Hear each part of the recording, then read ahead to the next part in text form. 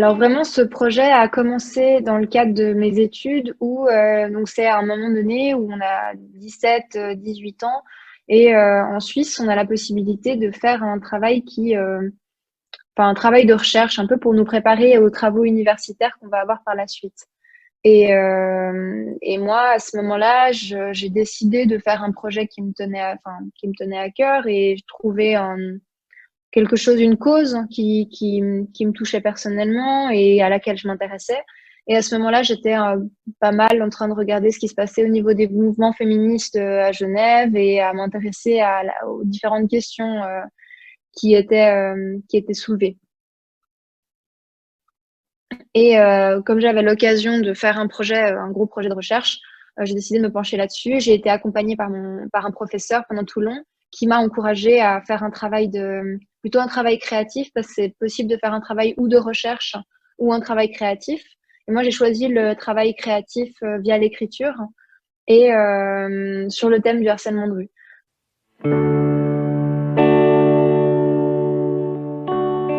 Parce que il se trouve que vraiment à ce moment-là, c'était en partie lié parce que moi, c'est une période où j'ai commencé à le vivre personnellement et à me rendre compte du fait que je le vivais et à me rendre compte que j'étais pas la seule non plus à le vivre autour de moi, que ce soit au niveau de mes copines, à l'école, sur les réseaux sociaux aussi, on commençait tout juste à en parler. C'était autour de 2015, un peu avant 2015, donc c'était avant MeToo encore.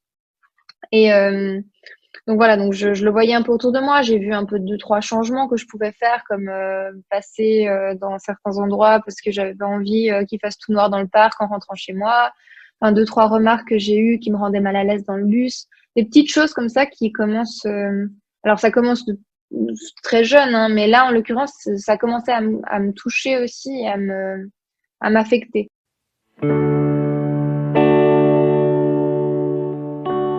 Ce qui est vraiment important là-dedans, c'est le titre. C'est le fait que ce S soit entre parenthèses, parce que ça ramène la pluralité et le fait qu'on est un peu chacune emprisonnée dans un silence et qu'on est plusieurs à être emprisonnés dans ce silence, qui est un silence qui n'est pas forcément voulu, qui est plutôt un silence induit. Et comme c'est normalisé, banalisé et pas vraiment pris en compte parce que justement ces actes ne sont pas forcément très importants pris individuellement, on n'en parle pas et puis on n'ose pas forcément en parler ou se plaindre ou même moi-même des fois je me rends pas compte d'un truc, je me dis ah, c'est bon quoi, et puis en fait non, c'est pas bon.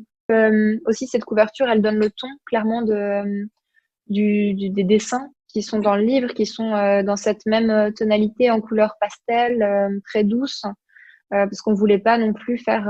Alors là, c'est très rose et violet, mais à l'intérieur, il y a aussi des couleurs qui sont. Enfin, il y a du orange, il y a du bleu, il y a du vert. Enfin, c'est pas que rose et violet et mauve, mais c'est dans une couleur qui est douce et agréable à lire et pas un truc trop. On voulait pas faire quelque chose de glauque avec des dessins qui sont en noir et blanc pour dire le harcèlement de rue c'est mauvais. Voilà, ça s'inscrit dans la vraie vie aussi, quoi.